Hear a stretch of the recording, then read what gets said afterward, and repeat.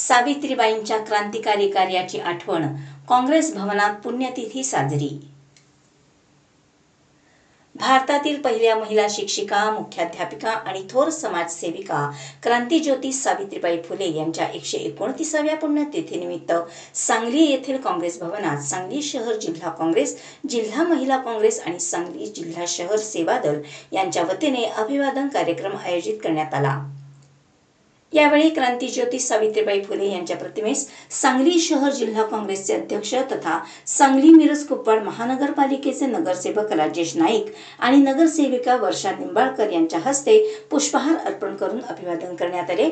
यावेळी बोलताना राजेश नाईक म्हणाले की थोर समाजसुधारक महात्मा ज्योतिराव फुले यांच्या सहकार्याने सावित्रीबाई फुले यांनी 1848 मध्ये पुण्यातील भिडेवाड्यात मुलींसाठी देशातील पहिली शाळा सुरू करून स्त्री शिक्षणाचा पाया रचला। स्त्री शिक्षण, विधवा पुनर्विवाह, अस्पृश्यता निवारण, बालहत्या प्रतिबंध आणि समाजातील अनेक अनिष्ट प्रथांविरुद्ध त्यांनी आयुष्यभर संघर्ष केला। त्यांनी 18 शाळा सुरू करून शिक्षणाचा प्रसार केला। विधवांचे केश वपन थांबवणे, विधवांचा पुनर्विवाह आणि बालविवाह रोखण्यासाठीही त्यांनी मोठे कार्य केले। यावेळी नगरसेविका वर्षा निंबाळकर यांनीही मनोगत व्यक्त करताना सांगितले की आज महिलांना समाजातील सर्व क्षेत्रात काम करण्याची संधी मिळत आहे। यामागे सावित्रीबाई फुले यांचे मोठे योगदान आहे। जाती धर्माचे बंधन झुगारून महिलांनी समाजसेवेत सक्रिय सहभाग घेत स्त्री शक्ती मजबूत करण्यासाठी काम करणे हीच त्यांना खरी श्रद्धांजली ठरेल। यावेळी काँग्रेस महिला आघाडीच्या अध्यक्ष आशा पाटील यांनीही आपले मनोगत व्यक्त केले। या कार्यक्रमाला विजय नवले, आदिनाथ मगदूम, अजित ढोले, मौलाली वंटमोरे, पैगंबर शेख, आशाताई पाटील, शमशाद नायकवडी, जन्नत नायकवडी, प्रतीक्षा काळे, मीना शिंदे, विठ्ठल काळे, सुनील भिसे, मुफीद कोळेकर, नामदेव पठाडे, खुदबुद्दीन मुजावर, गणेश वाघमारे, राहुल शिंदे, दीपक ताटे, विश्वास यादव, उस्मान मगदूम आदी काँग्रेसचे पदाधिकारी आणि कार्यकर्ते उपस्थित होते। कार्यक्रमाचे प्रास्ताविक आणि स्वागत मौलाली वंटमोरे यांनी केले तर आभार अरुण पळसुले यांनी मानले। महात्माराव ज्योतिराव फुले यांनी शिक्षणाचा समाज सुधारक विचार उचलला आणि समाज सुधारणामध्ये अग्रेसर होण्यासाठी या समाजाला रूढी परंपरांच्या जगडातून बाहेर काढण्यासाठी त्यांनी प्रयत्नशील असतानाच त्यांच्या अर्धांगिनी सावित्रीबाई फुले यांनी हिरिरीने भाग घेऊन पहिल्या या देशाच्या शिक्षिका बनल्या आणि त्यांनी स्त्रीला शिक्षण दिल्याशिवाय त्यांची जनजागृती होणार नाही आणि या भारताच्या जगडातून या स्त्रीच्या अनेक व्याधीच्या उपक्रमातून बाहेर पडता येणार नाही। प्रथम शिक्षिका त्यांनी देशात स्वीकारला आणि म्हणताना या भारत देशाच्या पहिल्या प्राध्यापिका किंवा शिक्षिका म्हणून त्यांना संबोधलं जाते। महात्मा ज्योतिबा फुले यांच्या पत्नी त्यांनी अत्यंत कठीण परिस्थितीमध्ये महात्मा फुले यांच्या बरोबर भिडेवाड्यामध्ये 1948 सालाला त्यांनी शिक्षणाची द्वार खुली केली। अशा थोर महान त्यांना साथ फातिमा शेठ यांनी सुद्धा त्यांना साथ दिली। ज्यावेळी मनुस्मृतीचा प्रभाव आपल्या समाजावर पडलेला होता त्यावेळी बालविवाह असेल, केशमंडल असेल किंवा सती जाण्याच्या प्रथा असतील याविरोधात त्यांनी अत्यंत चांगल्या पद्धतीनं काम करून हे समाजामध्ये समाज सुधारणा करण्यासाठी त्यांनी अहोरात्र प्रयत्न केला। महात्मा फुलेंच्या बरोबर त्यांनी अत्यंत कठीण परिस्थितीमध्ये ज्यावेळी त्यांना शिक्षणासाठी जात असताना कितीतरी मनुस्मृतीच्या माणसाने त्यांना छळ केला, परंतु त्यांनी शिक्षणापाशी वंचित न राहता परत आपल्या माता भगिनींना शिक्षणासाठी द्वार खुले करण्याचं काम त्यांनी केलं। ज्या पद्धतीनं शिक्षणाचा गाडा वाढण्यासाठी पुढे सरसवल्या त्याच पद्धतीने उघडण्यासाठी त्यांनी गडबड या पद्धतीनं परत त्या विद्यार्थ्यांना शिक्षणासाठी त्यांनी त्या घरोघरी जाईल। मानवतेला माणूस म्हणून जगण्याचा अधिकार सावित्रीबाई फुले यांनी, महात्मा ज्योतिबा फुले यांनी दिला। थोर स्वतंत्र सेनानी साने गुरुजी यांनी त्या थोर समाज सुधारक नेत्याला आपण या ठिकाणी अभिवादन करण्यासाठी आलात. आपलं सर्वांचंच या ठिकाणी मी अभिवादन करतो आणि सांगतो देखील.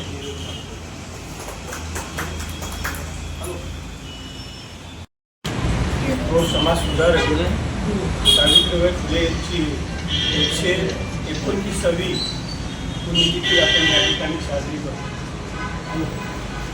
महाराष्ट्रातील सातारा जिल्ह्यातील नायगाव येथील जन्मलेल्या या थोर समाज सुधारक सावित्रीबाई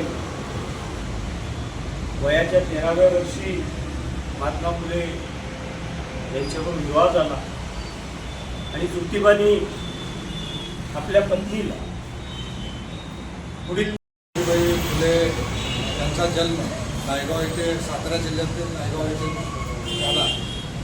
बालविवाह म्हणून त्यांचा विवाह होऊन ज्योतिबा फुले यांच्या त्या काळात बालविवाहाची प्रथा असल्यामुळं हे केले. त्यांना पुणे इथं ज्योतिबा फुले यांच्याकडे दिले. पुण्यामध्ये जाताना त्यांनी लग्न केल्यानंतर तिथं गेल्यानंतर मशिनरी लोकांची आणि महात्मा ज्योतिबा फुले या लोकांची संमत होते.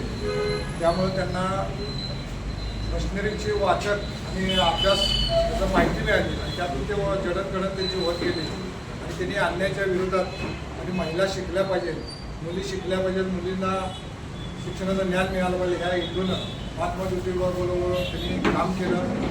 ते करत असताना त्यांना प्रचंड अवेलना झेलायला लागल्या. ते काय सांगायला नको. ज्यावेळेला प्लेगची साथ आली त्या प्लेगच्या साथमध्ये त्यांनी स्वतः रुग्णांची सेवा केली आणि त्या सेवेतच त्यांचा आजारपण त्यांना पण झाला आणि त्यातच त्या हे वाढल्या.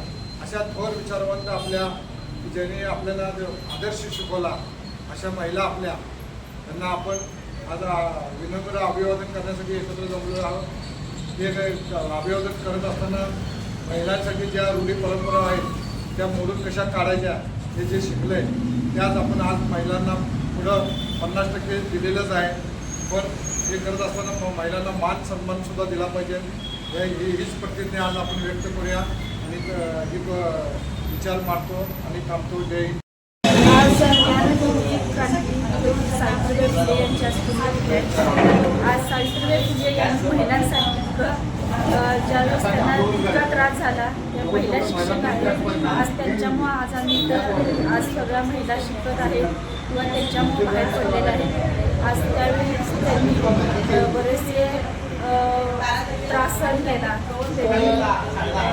त्यांच्या आयुष्याचा उडावला गेला. समाजाने त्यांना बहिष्कार टाकला. त्यांच्यावर काही ते आरोप केले. त्यांना खूप त्रास देतो. आज ज्या त्यांनी त्रासातून पुढे गेल्या. आज त्यांनी हे केलं त्यामुळं आज आम्ही इथंपर्यंत आलो आहे. आज त्यांची पुण्यतिथी आहे. काँग्रेस कमिटीच्या वतीने आज आम्ही सर्व महिला सदस्य काँग्रेस कमिटीच्या वतीने आज आज 10 मार्च आद्य शिक्षिका महिलांच्या खऱ्या अर्थाने क्रांतिकारक म्हणून क्रांतिज्योती सावित्रीबाई फुले यांची आज पुण्यतिथी स्मृती आणि त्यानिमित्त आम्ही आज काँग्रेस महिला सगळ्या एकत्र आलेलो आहोत. खरं म्हणजे आज आम्ही त्यांच्यामुळं बोलू शकतो. जे आमचे विचार ऐकू शकतात ते सर्व क्रांतिज्योती सावित्रीबाई फुले यांच्यामुळे. आद्य शिक्षिका म्हणून एक कवयित्री म्हणून समाजसेविका म्हणून त्यांनी जे योगदान दिलेलं आहे आणि कार्य केलेलं आहे ते आत्ताच 100 वर्ष नाही तर हजारो वर्ष काम त्यांचं समाज घेणार आहे किंवा महिला त्याचा आदर्श घेणार आहे. त्या काळामध्ये आद्य शिक्षिका होताना त्यांनी जी आक्रमक भूमिका घेतली, जो काही समाजामध्ये चाललेल्या असेल प्रस्थापित व्यवस्थावरती बंड उतारले आणि त्यातून आम्हा महिलांना घडवलं. आज सगळ्या सेक्टरमध्ये सगळ्या क्षेत्रामध्ये महिला अत्यंत भरारी मारत आहेत. ते एकमेव क्रांतिज्योती सावित्रीबाई फुले यांच्यामुळेच. क्रांतिज्योती सावित्रीबाई फुलेंनी त्या काळामध्ये शेणगोटे अंगावर घेतले, कर्मठ लोकांचे आक्षेप घेतले, पण त्यांनी ते शेणगोटे अंगावर घेऊन आपलं रक्तबंबाळ शरून घेऊन त्यांनी एकच प्रतिज्ञा केली होती की माझ्या लेकी ज्यावेळेला मोठ्या होतील, ज्यावेळेला वेगवेगळी क्षेत्र पदार्पण करतील त्यावेळी त्याचा बदला माझ्या लेकी घेतील. पण खरी परिस्थिती आज ती आहे का? आज ह्याच लेकी PhD झालेले आहेत, डॉक्टर झालेले आहेत, इंजिनियर झालेले आहेत, पण पोथीपुराण आजही घेत आहेत, आजही मुलांच्या लग्नासाठी पत्रिका बघत आहेत. हा कुठेतरी बदल घडणं गरजेचं आहे आणि हा बदल घडण्यासाठी नक्कीच आम्ही महिला काँग्रेस कमिटी सर्व प्रयत्न करणार आहे. क्रांतीज्योती सावित्रीबाई फुलेंच्या विचाराचा वारसा आम्ही पुढे राबवण्याचा प्रयत्न करणार आहे आणि हीच आज आमची कमिटमेंट त्यांच्या स्मृती दिनादिवशी राहील एवढंच बोलते.